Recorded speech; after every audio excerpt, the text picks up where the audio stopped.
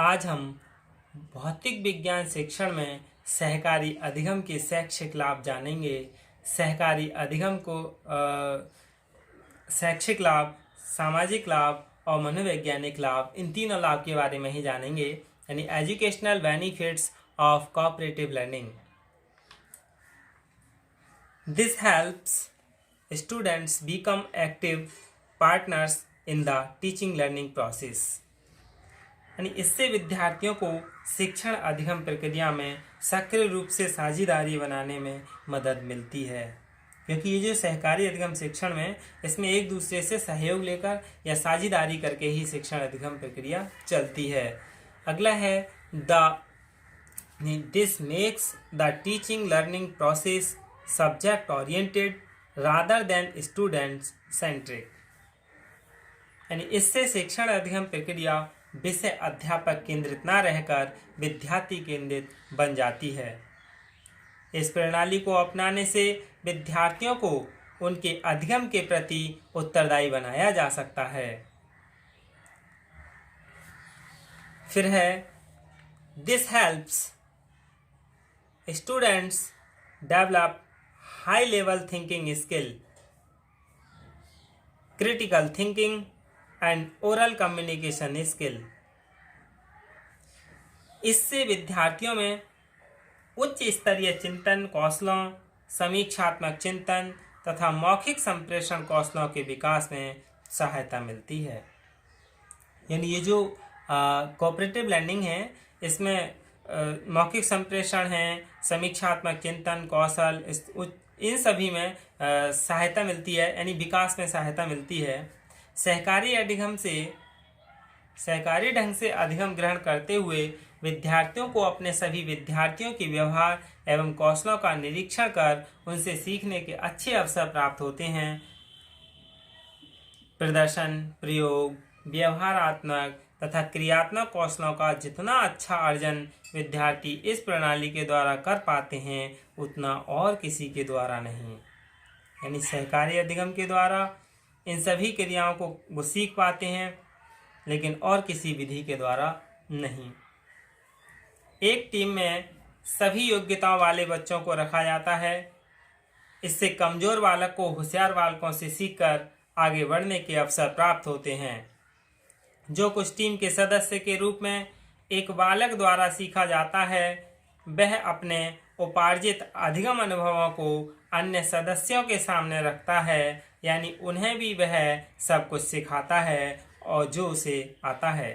यानी इस अधिगम में जो उससे आता है वह किसी अन्य व्यक्ति को भी सिखाता है और उसे आता है। इस तरह के आदान प्रदान, चर्चा और पारस्परिक शिक्षण के द्वारा विद्यार्थियों को विषय वस्तु की बहुत अच्छी समझ और पकड़ हो जाती है। एक तरफ अध्यापक केंद्रित व्याख्यान तथा प्रदर्शन विधि को ही अपनाए रहने की अपेक्षा द्विपक्षीय अंतःक्रिया पर आधारित विधि के रूप में एक अच्छा शिक्षण अधिगम प्रदान करने में भी सहकारी अधिगम प्रणाली का मूल्य योगदान है। यानी यह विधि जो है अध्यापक केंद्रित जो व्याख्यान देते हैं उसकी अपेक्षा इंटरेक्शन यानी आपस में अंतःक्रिया और बातचीत करके शिक्षण अधिगम प्रक्रिया चलती है, जिसमें कि अधिगम योगदान है कोऑपरेटिव लर्निंग का।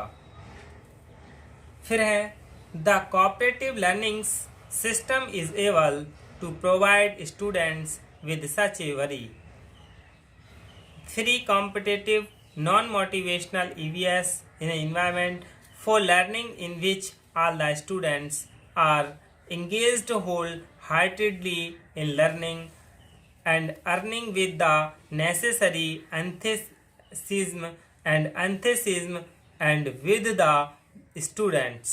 this the students of the whole class can be taken to the level of ownership in one particular learning acquisition area with the help of each other। यानी सहकारी अधिगम प्रणाली विद्यार्थियों को अधिगम के लिए एक ऐसा चिंतामुक्त, प्रतिस्पर्धा रहित, अब प्रेरणात्मक वातावरण प्रदान करने में सक्षम रहती है, जिससे सभी विद्यार्थी पूरी तरह मन लगाकर आवश्यक उत्साह और जोश के साथ अधिगम अर्जन में संलग्न रहें तथा उससे पूरे कक्षा के विद्यार्थियों को एक दूसरे के सहयोग से किसी एक विशेष अधिगम उपार्जन क्षेत्र में स्वामित्व स्तर पर पहुंचाया जा सके। सहकारी अधिगम प्रणाली शिक्षार्थी और शिक्षक यानी स्टूडेंट और टीचर दोनों की परंपरागत भूमिकाओं में उचित तब्दीली जाकर उपयुक्त शिक्षण अधिगम वातावरण के निर्माण में काफ़ी सहयोग सिद्ध होती है। सहकारी अधिगम प्रणाली में टीचर को एक ऐसा वातावरण सहज उपलब्ध हो जाता है जिससे वह विद्यार्थियों के द्वारा किए जाने वाले अधिगम प्रयत्नों का उचित अवलोकन कर आवश्यक प्रतिपुष्टि प्रदान कर सकें। इसके बाद अब हम इसके मनोवैज्ञानिक लाभ जान लें कि इसके मनोवैज्ञानिक लाभ क्या हैं। यानी विद्यार्थी सहयोगी एवं सहकारी वातावरण में अच्छी तरह सीखते हैं क्योंकि यहाँ उनको उपलब्धियों के परिप्रेक्ष्य में एक दूसरे से बाजी मारने या टीका टिप्पणियों का सामना करने की चिंता नहीं रहती है। इसके मनोवैज्ञानिक लाभ क्या हैं? तो यही लाभ है कि जो विद्यार्थियां आपस में कंपटीशन नहीं रखते हैं, एक दूसरे से आगे बढ़ने की बाजी नहीं रखते हैं, वह सिर्फ सीखते ही हैं। एक अच्छा माहौल बनता है लर्निंग का। सहकारी अधिगम विद्यार्थियों को अपने सभी स्टूडेंट से अपने लर्निंग कार्य में, लर्निंग वर्क में सहायता लेने तथा उनके अनुभवों से शिक्षा ग्रहण करने एवं लाभान्वित होते रहने के लिए भली भांति प्रोत्साहित करती है। परंपरागत कक्षा शिक्षण की तुलना में सहकारी अधिगम प्रणाली विद्यार्थियों के आत्मविश्वास और आत्म प्रतिष्ठा को बनाए रखकर उन्हें अधिगम के लिए बहुत ही सशक्त एवं सहयोगी वातावरण प्रदान करने की क्षमता रखती है। अब हम इसके सामाजिक लाभ जान लें। यानी इससे सामाजिक लाभ क्या हैं?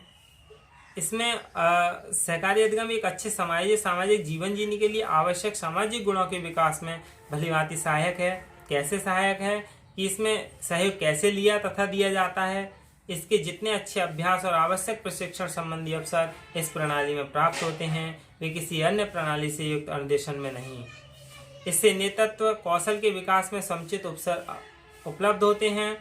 सहकारी अधिगम प्रणाली का अनुसरण कर अधिगम अनुभव अर्जित करते समय विद्यार्थी को अपने सभी टीम मेंबरों के साथ मिलजुल कर पूर्ण सौहार्द एवं सहयोग की भावना लेकर अध्ययनरत रहना पड़ता है। अपने परिश्रम के परिणाम से दूसरों को लाभान्वित करना पड़ता है और उनको जरूरत पड़ने पर अपने ट्यूटर के रूप में स्वीकार करना होता है, चाहे वे किसी भी धर्म, जाति, वर्ण, रंग, सामाजिक, आर्थिक स्तर, भाषा या प्रांत के क्यों न हो। इस प्रकार की सहयोगी प्रवृत्ति एवं भावना का विकास उन्हें अपने आगामी सामाजिक जीवन में भली भांति समायोजित करने में भरपूर सहायता कर सकता है।